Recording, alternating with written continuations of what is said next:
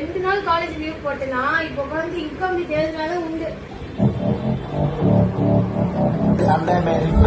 நான் பண்றதெல்லாம் work 5 minutes later.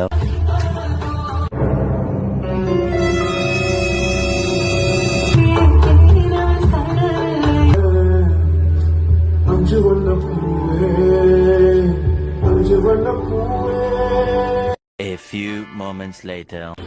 நான் தப்பு பண்ணிருக்கவே கூடாது. அன்னைக்கே நான் யோசிச்சேன், தப்பு பண்ணிருக்கவே கூடாது. இன்னைக்கு ஏன் அவங்ககிட்ட நம்ம சண்டை போட்டோம்? இந்த பாட்டு வேற அவளை ஞாபகம் வச்சு விட்டுச்சு. ஏன்டா எனக்கு மட்டும் நடந்தோ தெரியலையே. எல்லாம் இன்னும் சொல்லணும். தேவையில்லாம சும்மாவே நல்லா எழுத மாட்டேங்குதுதான்.